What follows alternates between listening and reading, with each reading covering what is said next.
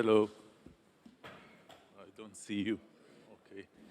So pleasure to meet you all. Well, I'm a lot of time in the space. If you've been there before, you heard. Since 2010, also working in the university, but also working in the industry in various enterprises. Since always, basically. So the ICO time, I was there. Yep. The DeFi beginning, I was there. The DAOs beginning, I was there. I saw and I experienced the first DAO that was developed, and I'm writing my PhD now in law about DAOs, and also working as or mainly working as a legal officer for two major DAOs in the space. One is in the DeFi space, the other one is in the NFT gaming space. So I experienced the daily work of DAOs in various aspects, and what I want to speak to you today is about a conceptual idea about DAOs. So one important thing is actually you want to, as an entrepreneur, you are creating a DAO. A DAO gives you the ability to work in the crypto space. There are many kinds of DAO, but then there are problems. And then you think, but how can I cash out? How can I get the money? How I avoid the legal risk? How I manage the daily work? A lot of questions. So the solution will be probably to establish an entity, legal entity, because with the legal entity you can open a bank account. Otherwise you are staying in the crypto. And with legal entity you can be compliant. With legal entity you can feel free and certain with what you do. So there is always a struggle when it comes to how do I utilize those ideas into the real world? And DAOs are currently out there in the crypto space. So let's speak about this framework. So DAO is normally, I call it usual suspect because the reality of DAOs is DAOs are a great mess, okay? We have many kind of DAOs in the space. Different kind of DAOs. It could be guild DAO, it could be VC venture DAO, it could be art DAO, it could be some community DAO. So many kinds of DAOs. When you work inside DAOs, when you dig inside DAOs, so DAOs they are of course decentralized autonomous organization by definition, but in real life, when you dig inside, they are not so decentralized. Okay, they are not only on-chain.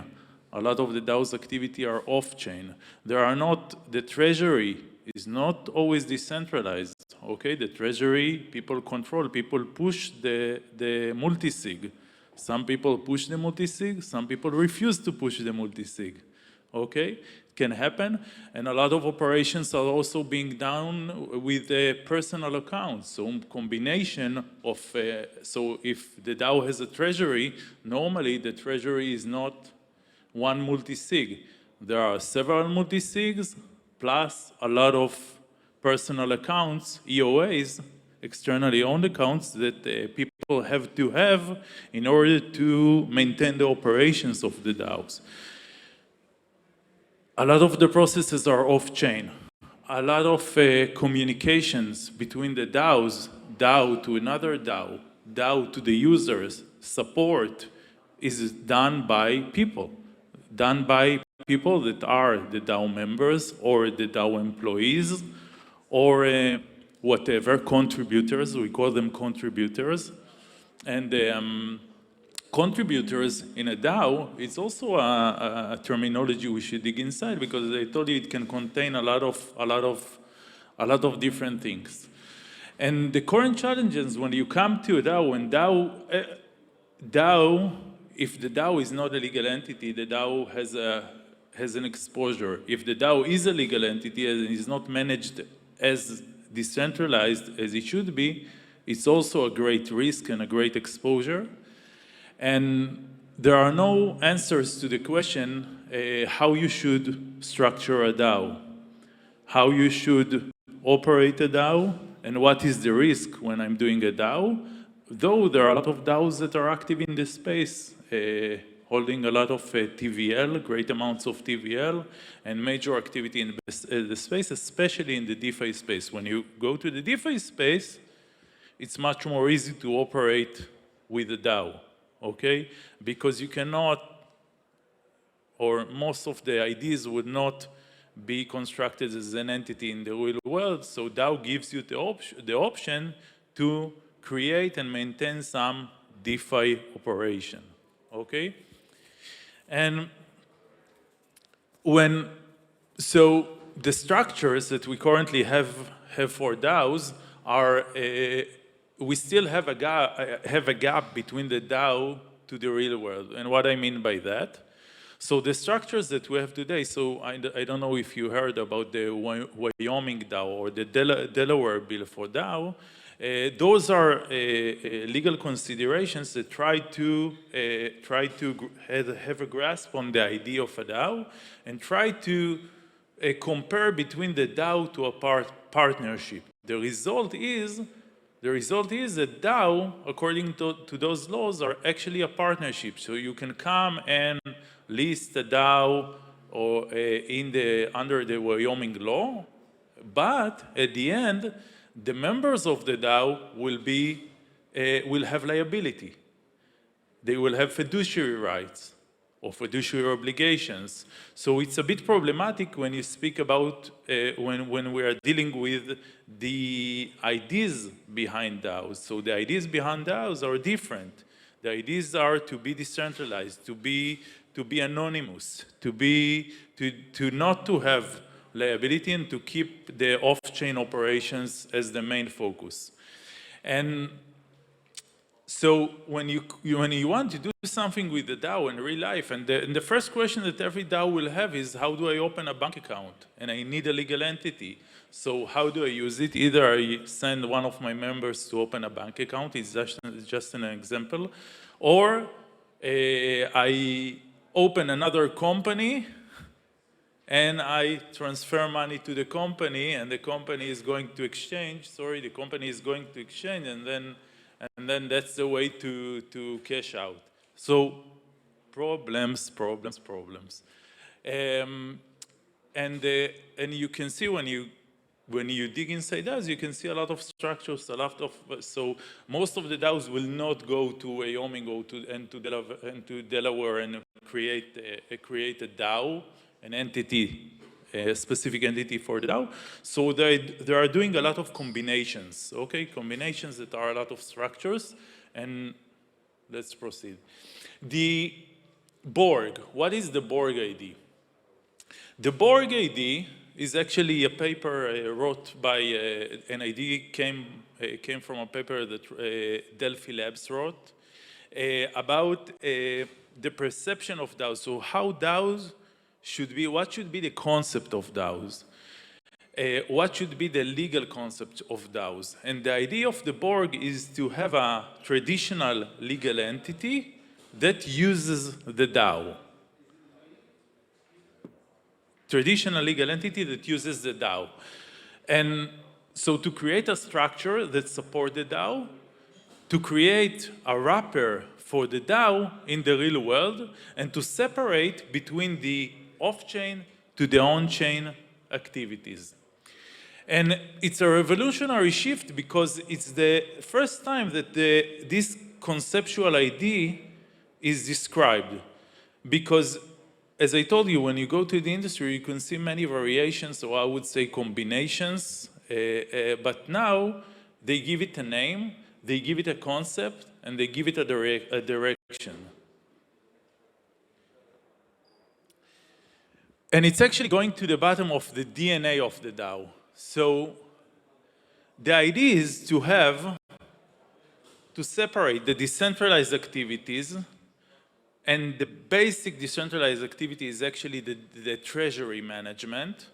So the treasury and the activities that will be on-chain will be part of the DAO. The legal entity will be the BORG. The idea is to have a foundation, normally non-for-profit foundation, that will be the wrapper of the DAO, will use the DAO for activities. So foundations will have part of the treasury to represent the DAOs in the real world. And normally, with the foundation, we have another company. In the company, the DAO team members or the original contributors are actually an equity member. So they have equity in this company, and then they are free to give services to the DAO, but to other DAOs also. And this structure is enhancing, of course, security, transparency, and scalability, because it allows the DAO to exist in the world. It enables the DAO, the ability to operate in the world using the foundation. The foundation will be the BORG. The foundation will be the specific entity, the BORG, that will be using the DAO, and the foundation will be using VC DAO, Guild DAO, Gaming DAO, Community DAO, and will extract all those operations to another entity that will be the labs with the contributors of the DAO or another entities. This is actually taking the DAO to this the DAO decision making also to the next level, because nowadays when we look about governance models or governance that DAOs have, so basically you cannot. It's not a real governance. If you will dig into proposals and decisions, you would find. So first of all, normally the tokens holders are not decentralized. So you have some main token holders. So the power is concentrated in specific token holders or wallets. Second, the contributors of the DAOs are normally those who have the power of governance, especially in the beginning, so they can push proposals to some direction. The proposals are not always proposals. Decisions are not always decisions. Where you do those, where you actually take those decisions. So if you will dig, you will see that a lot of DAOs are managing the decisions actually on Discord, okay? And then I have one proposal. Do you agree? Do you agree? Do you agree? I erase it, and then I erase it, and then I have to do this, or I don't have to do this. It's very complicated. The mechanism here will be different, because the mechanism will separate the DAO and will release the power of the contributors from the DAO by contracts, by a lot of contracts that will decentralize their power to manipulate the DAO or to direct the DAO to another direction. And it will allow, of course, a lot of scalability for the DAOs to grow, because the DAOs could operate as a specific entity and also to cooperate with other DAOs. So if you have open surface, open place for making governance decisions, and the power of the people is the power of the contributors is a lot more decentralized, then cooperations could come out. Then if I have a DAO, I can raise a proposal in another DAO and create cooperation between us, or pushing for different activities. And I guess we can finish here. The challenges, maybe I would say, of course, the challenges are, of course, to make this shift. The challenges, so when you come and you work with DAOs, existing DAOs in this space, it's not easy to contributors to release the power. It's not easy to founders to release the power. So a founder of a DAO had a good idea in the beginning, but then a lot of time he has the money, or it's hard for him to contribute the tokens, to release the power that he has about decisions, to push things to be more decentralized, and there are different interests here in many verticals of the activity. I think I will finish here, and I open if you have questions about the practice, about the idea, about the theory. I would love to hear that. And yeah. No? Thank you. Okay.